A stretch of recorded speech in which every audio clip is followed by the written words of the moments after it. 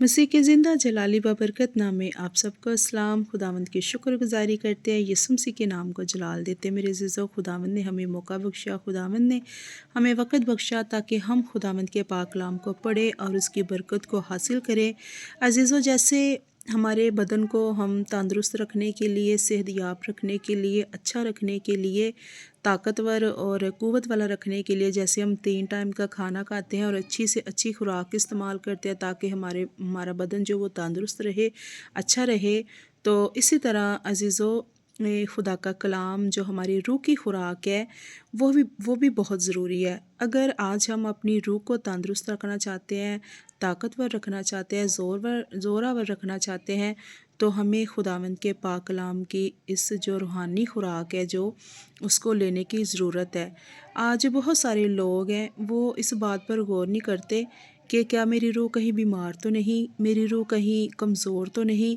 हम हमेशा अपने बदन पर गौर करते, हमारी आँखें, हमारा ख़्याल, हमारा ध्यान हमेशा हमारे बदन पर रहता है कि मैं अच्छी से अच्छी खुराक लूँ और मैं अच्छा जो मेरे लिए हो मैं सिर्फ़ अपने बदन के लिए वही करूँ।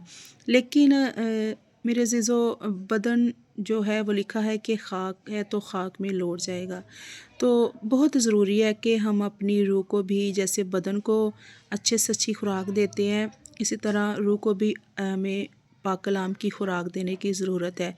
तभी हमारी रूह भी ज़ोरावर रहेगी और अच्छी रहेगी, सेहतयाब रहेगी। सोचने की ज़रूरत है और इस पर अमल करने की ज़रूरत है कि सिर्फ़ बदन नहीं बल्कि रूह का भी ख़्याल करना चाहिए।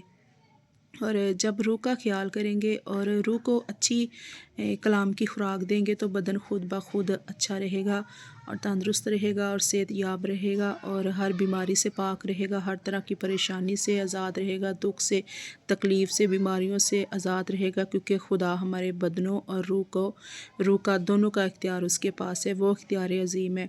सब कुछ मेरे अज़ीज़ों उसके हाथ में है। ना तो हम अपने बदन को किसी मुश्किल से बचा सकते हैं और ना रूह को, क्योंकि सब कुछ खुदा के हाथ में है, ना कि हमारे हाथ में। हम बड़ी कोशिश करते हैं कि मुझे ये बीमारी ना लगे, मुझ पर ये कोई परेशानी ना, लेकिन सब कुछ खुदा के हाथ में है।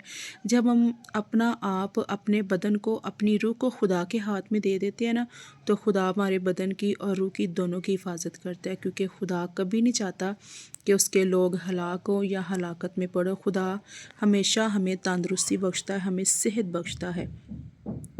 आज हम खुदावंद के पाक कलाम की तिलावत को पढ़ेंगे और खुदावंद की शुक्रगुजारी करेंगे, यीशु मसीह के नाम को जलाल देंगे। मेरे अज़ीज़ों, खूबसूरत कलाम की तिलावत को हमने पढ़ा, 2 बाब की हमने 11 आयत तक पढ़ा था और आज हम 12 आयत को पढ़ेंगे।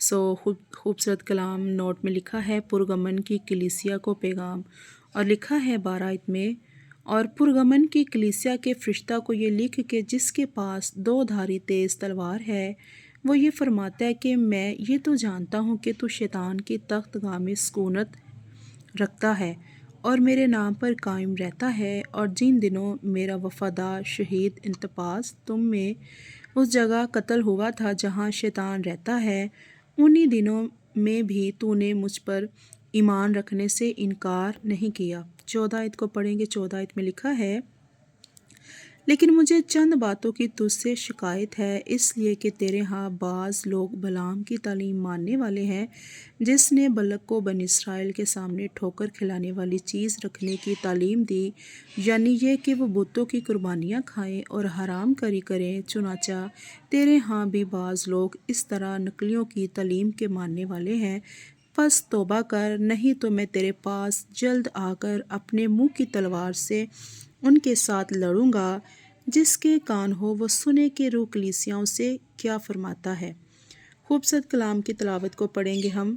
आगे लिखा है, जो गालिब आए मैं उसे पोशीदा मन में से दूंगा और एक सफ़ेद पत्थर दूंगा, उस पत्थर पर एक नया नाम लिखा हुआ होगा, उसके पाने वाले के सिवा कोई ना जानेगा। अगली आयत को पढ़ेंगे। अगली आयत में लिखा है, नोट में लिखा है, थवेथरा की कलीसिया को पैगाम। 18 आयत को पढ़ेंगे। 18 आयत में लिखा है, اور تویترا کی کلیسیا کے فرشتہ کو یہ لکھ کہ خدا کا بیٹا جس کی آنکھیں آگ کے شعلہ کی مانند اور پاؤں خالص پیتل کی مانند ہے، یہ فرماتا ہے کہ میں تیرے کاموں اور محبت اور ایمان اور خدمت اور صبر کو تو جانتا ہوں، اور یہ بھی کہ تیرے پچھلے کام پہلے کاموں سے زیادہ ہیں، پر مجھے تجھ سے یہ شکایت ہے کہ تو نے اس عورت ایزبل کو رہنے دیا جو اپنے آپ کو نبیہ کہتی ہے اور میرے بندوں کو حرام کاری کرنے اور بتوں کی قربانیاں کھانے کی تعلیم دے کر گمراہ کرتی ہے۔ میں نے اس کو توبہ کرنے کی مہلت دی، مگر وہ اپنی حرام کاری سے توبہ کرنا نہیں چاہتی۔ دیکھ، میں اس کو بستر پر ڈالتا ہوں، اور جو اس کے ساتھ زنا کرتے ہیں اگر اس کے سے کاموں سے توبہ نہ کرے تو ان کو بڑی مصیبت میں پھنساتا ہوں، اور اس کے فرزندوں کو جان سے ماروں گا، اور سب کلیسیا کو معلوم ہوگا کہ گردوں اور دلوں کا جانچنے والا میں ہی ہوں، اور میں تم میں سے ہر ایک کو اس کے کاموں کے موافق بدلہ دوں گا۔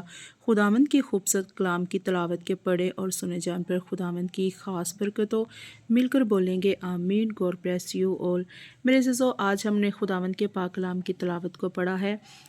آج ہم اگلی آیت کو ہم دوبارہ نیکسٹ ویڈیو میں پڑھیں گے۔ آپ سب سے درخواست ہے کہ اس کلام کی تلاوت کو زیادہ سے زیادہ شیئر کریں، اور جو میرے چینل پر نئے ہیں ان سب سے درخواست ہے چینل کو ضرور سبسکرائب کریں، کلام کو لائک کریں، شیئر کریں، آگے پہنچائیں، دوسروں کی زندگیوں میں پہنچائیں تاکہ دوسری زندگیاں بھی بابرکت ٹھہرے اور خدا کا کلام ان کی زندگی میں اثر کرے، اور خدا کی جو روحانی خوراک ہے وہ زیادہ سے زیادہ لوگوں تک پہنچے تاکہ روحیں اور جانیں بچیں اور خداوند کا پاک کلام زیادہ سے زیادہ پھیلے۔